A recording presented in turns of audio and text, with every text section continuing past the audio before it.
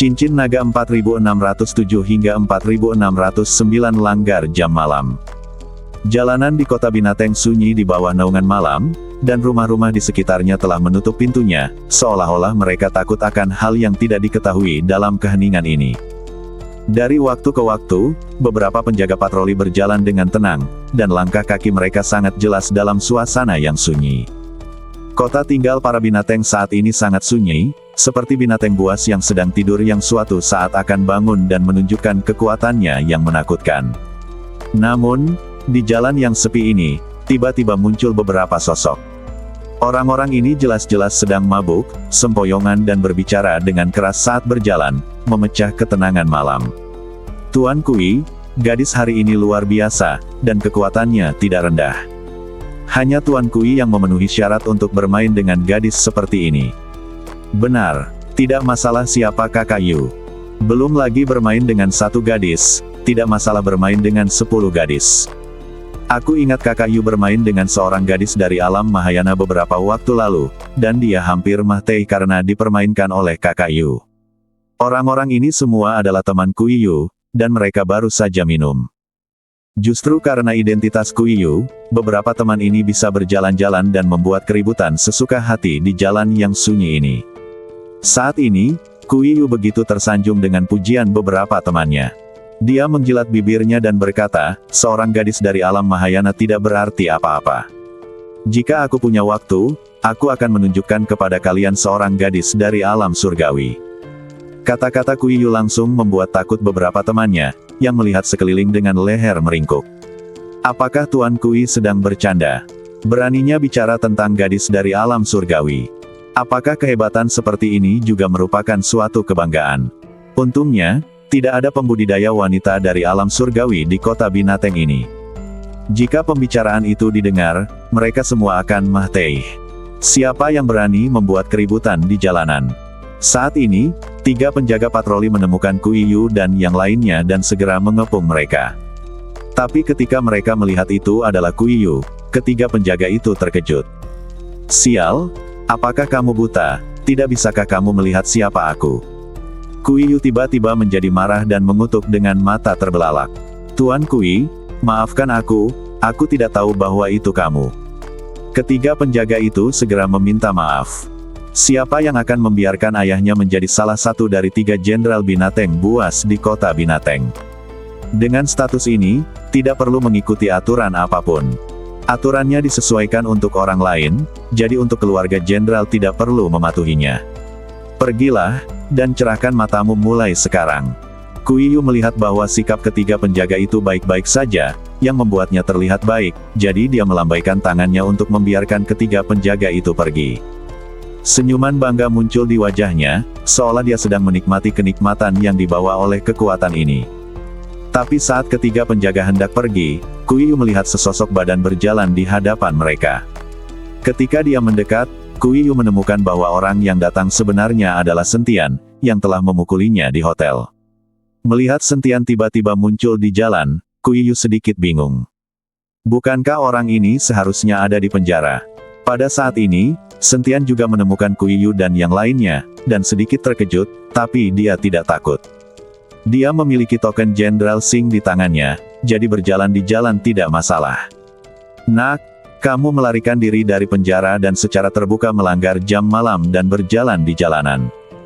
Kenapa kamu masih berdiri di sana? Kenapa kamu tidak menangkapnya? Kui Yu berteriak pada ketiga penjaga. Setelah melihat ini, ketiga penjaga itu bergegas maju dan mengepung Sentian. Salah satu penjaga berkata dengan suara dingin, kamu melanggar jam malam, ikuti saja kami dan jangan biarkan kami menggunakan kekerasan. Ketika Kui Yu melihat ini, dia melipat tangannya dan melihatnya sambil mensibir.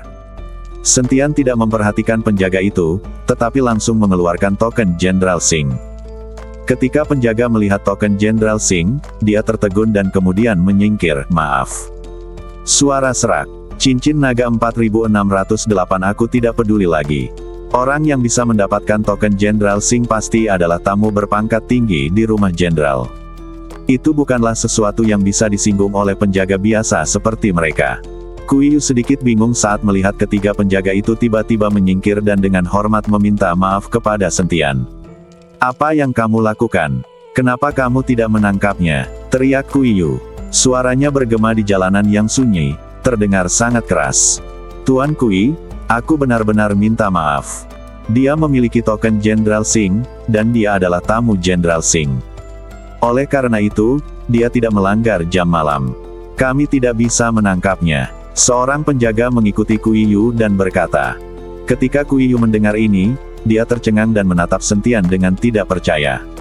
Sentian, sebaliknya, berjalan melewati Kuiyu dengan token di tangan, dengan sedikit provokasi di matanya.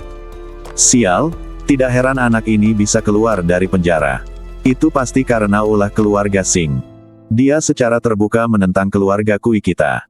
Aku akan memberitahu ayahku tentang hal ini, dan aku tidak bisa membiarkannya begitu saja. Kuiyu pergi dengan marah.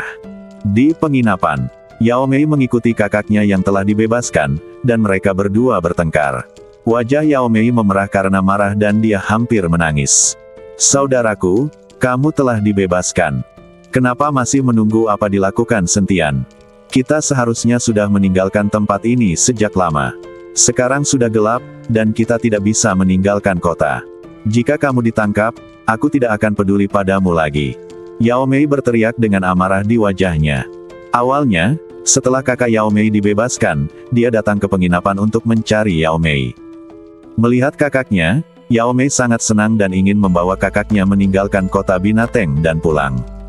Tapi saudara laki-laki Yao Mei bersikeras menunggu Sentian dan tidak berniat pergi. Adik, ini kesempatan sekali seumur hidup, jangan bertindak geblek. Jika kita bisa terikat dengan Sentian, kita tidak perlu khawatir seumur hidup. Aku tidak peduli apakah kamu mempunyai perasaan padanya atau tidak, kamu harus menemukan cara untuk menjatuhkannya. Saat kalian berdua tidur bersama, segeralah menanak nasi kultivasi ganda, dan kalian tidak perlu khawatir lagi. Kakak Yao Mei membujuk Yao Mei. Matanya penuh antisipasi dan kegembiraan, dan dia jelas sangat percaya diri pada Sentian. Saudara Yao Mei mempelajari beberapa hal tentang Sentian selama periode ini, dan juga mempelajari tentang urat batu spiritual abadi, jadi dia memutuskan untuk mengikuti Sentian.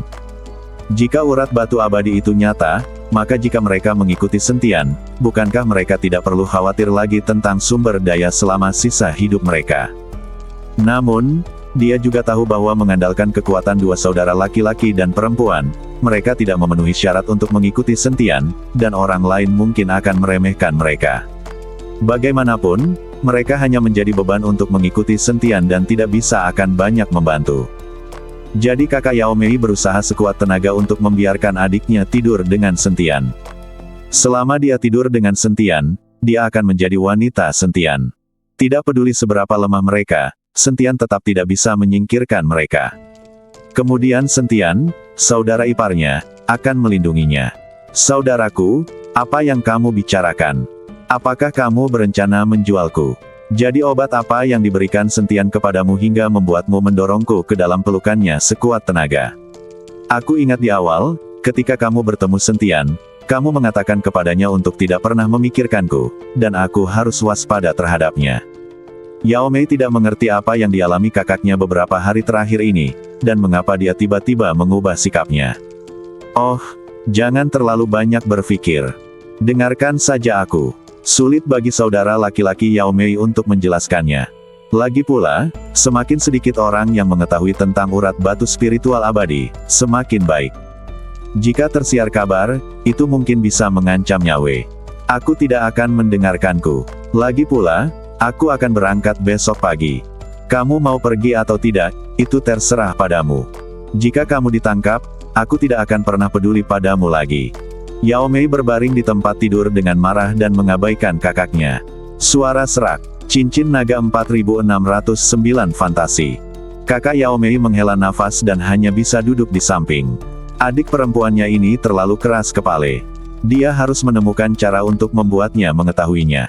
Pada saat ini, pintu tiba-tiba terbuka. Kedua kakak beradik itu terkejut. Lagi pula, siapa yang tiba-tiba datang ke kamar ini pada larut malam? Tepat ketika saudara laki-laki dan perempuan itu bersiap-siap, tampak waspada, mereka menemukan bahwa Sentianlah yang masuk. Kalian berdua belum pergi. Sentian berkata sedikit terkejut. Sentian secara tidak sengaja melepaskan saudara laki-laki Yao Mei, dan Yao Mei akan pergi bersama saudara laki-lakinya. Bagaimanapun juga, Yao Mei memasuki kota binatang untuk menyelamatkan kakaknya. Sekarang kakaknya telah keluar, tentu saja dia bisa pergi dengan bebas. Adik ipar, kenapa kamu keluar? Ada jam malam di malam hari, bagaimana kamu masih bisa berjalan di jalan? Kakak Yao Mei bertanya dengan wajah kaget. Jawab aku dulu, kenapa kamu belum pergi? Tanya Sentian. Aku mengkhawatirkanmu, jadi aku tidak pergi. Aku menunggu kabar darimu. Dan adikku tidak bisa tidur karena dia sangat merindukanmu. Jika dia pergi dan tidak pernah melihatmu lagi, adikku akan mabuk cinta. Kata saudara Yao Mei cepat. Saudaraku, apa yang kamu bicarakan? Tutup mulutmu. Yao Mei menjadi cemas dan membentak kakaknya. Yao Mei tahu bahwa Sentian sama sekali tidak tertarik padanya, dan Sentian juga memiliki gadis cantik Zhongli di sampingnya, yang lebih cantik darinya dan memiliki sosok yang lebih baik. Yang tampak di mata Yao Mei, Sentian dan Zhongli telah berselingkuh di hadapannya, bagaimana mungkin Yao Mei masih merindukan Sentian? Sentian memandang ke arah saudara laki-laki Yao Mei dan tahu bahwa orang ini berbicara omong kosong. Alasan mengapa dia tidak pergi mungkin karena dia ingin mengikutinya dan melihat tentang urat batu spiritual abadi untuk melihat apakah dia masih bisa mendapatkan sedikit bagian.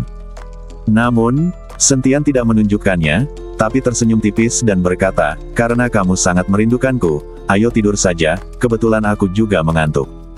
Siapa yang tidur denganmu? Yao Mei memutar matanya ke arah Sentian dan hendak keluar kamar, tapi dihentikan oleh kakaknya. Adik, kamu mau pergi kemana?